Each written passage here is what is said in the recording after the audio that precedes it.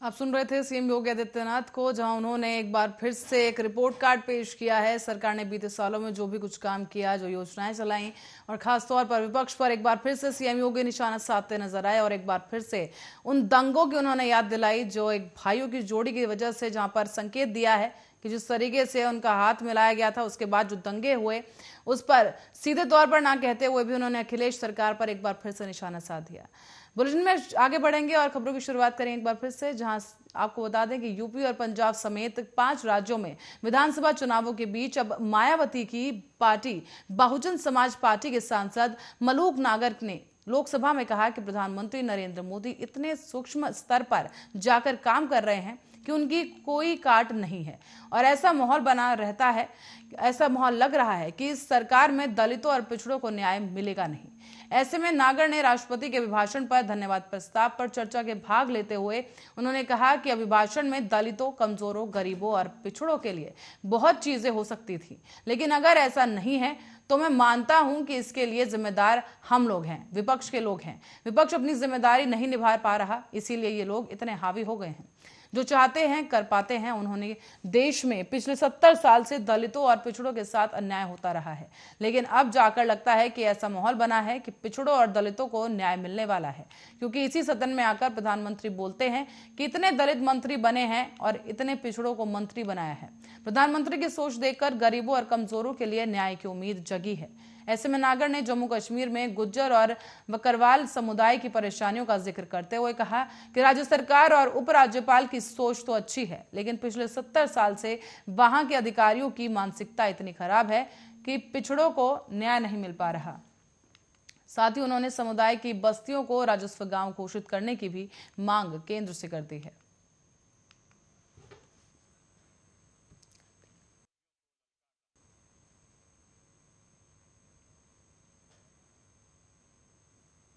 और एआईएमआईएम के प्रमुख असदुद्दीन ओवैसी की कार पर गोली चलाने के मामले में हापुड़ पुलिस का दावा है कि आरोपी सचिन और शुभम ने जान से मार देने की नीयत से गोली चलाई थी।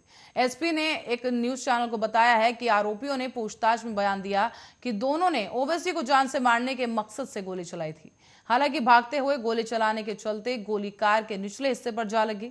ओवैसी पर फायरिंग के मामले में पकड़े गए आरोपी सचिन का कबूलनामा भी सामने आ गया है। सचिन ने पुलिस को बताया कि उसने ओवैसी की पार्टी के प्रत्याशी से नजदीकी बनाई। उसके बाद सबसे पहले मेरठ और फिर किठौर की रैली में ओवैसी की हत्या करने की कोशिश की गई, लेकिन भीड़ ज्यादा होने के चलते वो उस दौरान सफल नहीं हो सके। इसके बाद उन्होंने टोल प्लाजा पर हमला किया। सचिन ने बताया कि ओवैसी ने पहली गोली चलाते हुए ही देख लिया था, जिस कारण वो कार में अंदर नीचे छिप गया, इसलिए उन्होंने कार के नीचे गोली चलाई। सचिन ने यह भी बताया कि उन्हें लगा कि वो मर गया तो हम भाग गए। पुलिस के मुताबिक जांच के दौरान ये खुलासा किया गया है कि सचिन ने मेरठ के रहने वाले आलिम नाम के शख्स से पिस्टल खरीदी थी। पुलिस का यह कहना है कि आलिम को इनके इरादे की जानकारी नहीं थी, ये क्यों पिस्टल ले जा रहे हैं।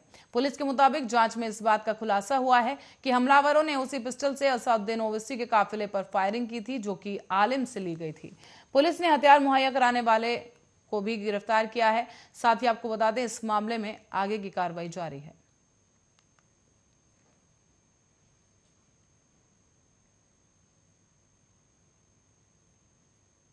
शिया धर्मगुरु कल्बे जव्वाद पर 6 साल पहले लगे यौन शोषण के मामले ने एक नया मोड़ ले लिया है।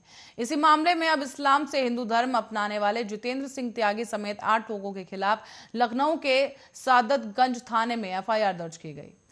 एफआईआर के मुताबिक लड़की के पिता नौशाद अली ने जितेंद्र त्यागी के दबाव में आकर मौलाना कल्बे जव्वाद पर आरोप लगाए थे। लड़की ने जितेंद्र त्यागी समेत 8 लोगों पर अपनी छोटी बहन के साथ शारीरिक शोषण करने का आरोप लगाया। महिला का यह आरोप था कि आरोपियों ने उसकी बहन का अश्लील वीडियो एडिट कर वायरल किया है। महिला ने पुलिस से अपनी छोटी बहन की सुरक्षा देने की भी अपील की थी। शिया धर्मगुरु मौलाना कल्बे जव्वाद पर 14 नवंबर 2016 को नौशाद अली नामक एक व्यक्ति ने अपनी बेटी के साथ यौन संबंध बनाने का और यौन शोषण करने का आरोप लगाया था। साउदतगंज के वजीरबाग में रहने वाले नौशाद अली ने तब ये कहा था कि 1.5 साल पहले धर्मगुरु मौलाना कल्बे ने उसकी नाबालिग बेटी का यौन शोषण किया था। नौशाद ने यह भी बताया कि अब उसकी बेटी बालिग हो गई है और वो इस कड़वे सच के साथ जी नहीं पा रही थी, लिहाजा उसने धर्मगुरु के खिलाफ मामला दर्ज करवाने का फैसला किया। नौशाद ने यह भी जानकारी दी और दावा किया कि मौलाना ने उसे पैसे देने की भी कोशिश की थी, साथ ही मुंह खोलने पर धमकी दी। नौशाद ने एसएसपी दफ्तर पहुंचकर न्याय की गुहार भी लगाई थी। इस दौरान मामला धर्मगुरु से जुड़ा होने की वजह से पुलिस ने इस पर फूंक फूंक कर कदम रखे थे।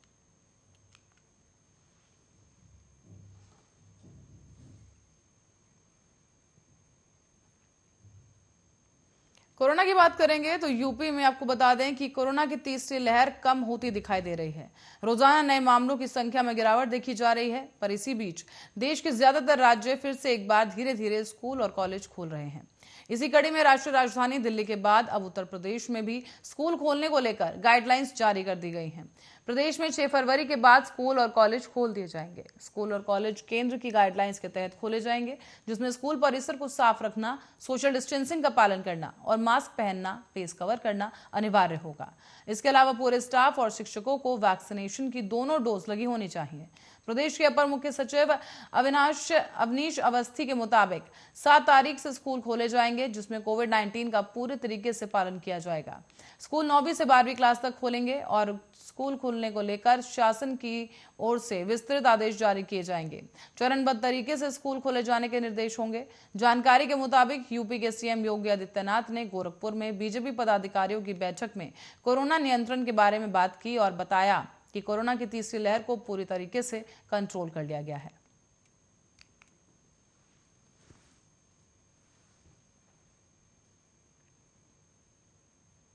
और उत्तर प्रदेश के चुनावी में अब तमंचावादी, दंगई, गर्मी चर्बी और इन सब के बाद अब बाहुबली और फिर बजरंगबली सामने आए हैं और अब पाकिस्तान भी इस मामले में सामने आता नजर आ रहा है। दरअसल गोंडा में बीजेपी प्रत्याशी अजय सिंह के समर्थन में केसरगंज से बीजेपी सांसद बृजभूषण शरण सिंह प्रचार करने पहुंचे थे। एक कॉलेज कैंपस में बीजेपी की चिंतन सभा चल रही थी। सभा को संबोधित करने जब सांसद महोदय मंच पर पहुंचे तो उन्होंने समाजवादी पार्टी को पाकिस्तान से जोड़ने वाला नारा दे दिया। बृजभूषण शरण ने कहा कि याद रखना मेरे बंधुओं, जीतोगे आप, हारोगे आप, लेकिन समाजवादी पार्टी अगर जीत गई तो आपका नाम नहीं लिखा जाएगा। सेहरा बंधेगा रामजान के सिर पर, और सेहरा किसकी, तिवारी या ठाकुर के सर पर नहीं बंधेगा। सेहरा अगर कहीं बंधेगा तो रामजान के सिर पर बंधेगा। जैसे कि सेहरा बंधेगा रामजन के सिर पर तो खुश होगा पाकिस्तान और हारेगा हिंदुस्तान। बीजेपी सांसद ने यूपी चुनाव प्रचार में पाकिस्तान की एंट्री कराकर अब समाजवादी पार्टी को निशाने पर लिया है। तो वहीं बीजेपी छोड़ समाजवादियों के सहयोगी बने राजभर ने जवाब दिया। राजभर ने कहा कि बेरोजगारी पर बात नहीं करते, महंगाई पर बात नहीं करते, जुमलेबाजी करते हैं।